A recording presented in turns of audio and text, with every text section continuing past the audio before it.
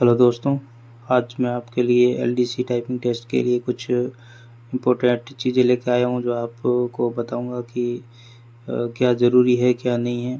जैसे हिंदी स्पीड में कितनी स्पीड चाहिए, इंग्लिश में कितनी चाहिए, टाइपिंग टेक्निक कैसी होनी चाहिए, आपके फ़ॉन्ट कौन सा होना चाहिए, आपके कीबोर्ड वहाँ पे आपको कौन सा देंगे, आपकी एग्ज़ाम डेट कब तक हो सकती है, आपके एक्सेप्टेड जो कट ऑफ होगी वो कितनी हो सकती है।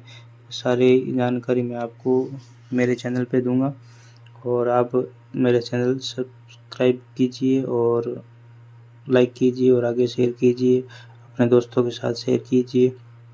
तो मैं आपको सबसे पहले बताता हूँ कि इसमें टाइपिंग स्पीड कितनी होनी चाहिए हिंदी और इंग्लिश में।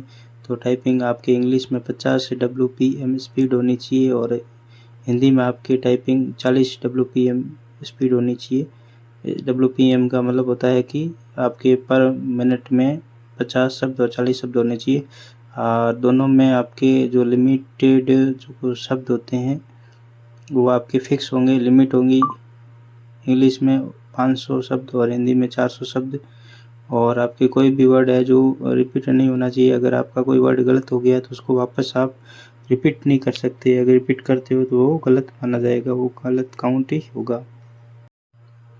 जब आप टाइप करते हो तो आपके बैक स्पेस काम नहीं करता है। बैक स्पेस आपका प्रयोग आपको लेना ही नहीं है।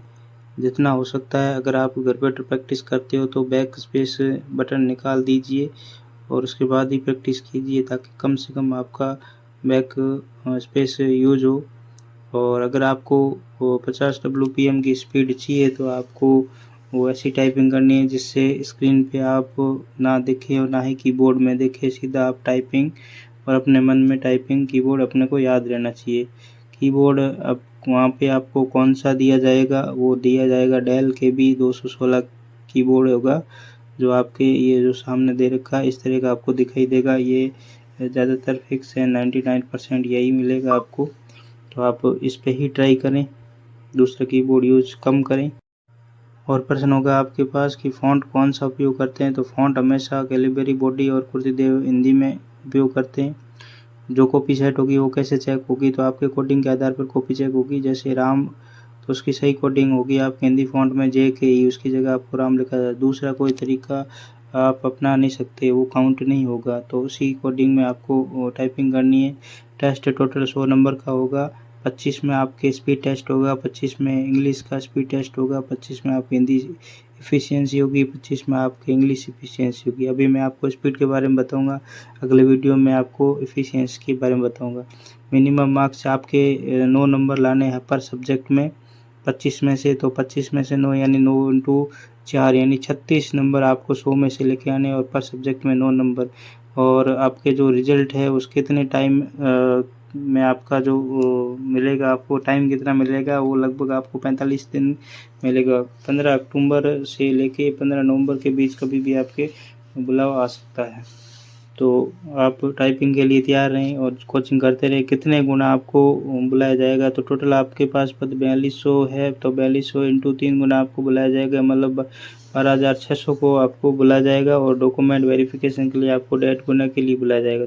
अच्छा, अब बुलाने का तरीका कैसा होगा, तो बुलाना आपको अल्फ़ाबेट से आपको बुलाएंगे। जैसे एक A नाम से, पहले B नाम से, ABCD के वैसे आपको अल्फ़ाबेट के नाम से आपको बुलाया जाएगा स्पीड टेस्ट के लिए। और रिजल्ट के बाद आपको कितना, ये आपको मैंने बता दिया, 45 दिन आपको दिए जाएंगे रिजल्ट आने के बाद टाइपिंग के लिए। तो आप जितना हो सकता है जल्दी टाइपिंग कोचिंग ज्वाइन करें और घर पे प्रैक्टिस करते रहें। बहुत टाइम कम है आपके पास और ये मौका आप नहीं खोएं।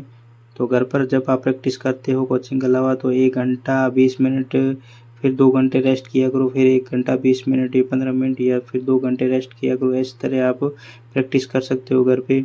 और आपके जो संभावित कट ऑफ रहेगी जनरल की 130 से 32, EWS की आपकी 125 से लगभग 127, OBC आपके 127 से 130, SC आपके 120 से 123, ST आपके 120 से 123 लगभग आपकी संभावित कट ऑफ ये रहेगी आपके।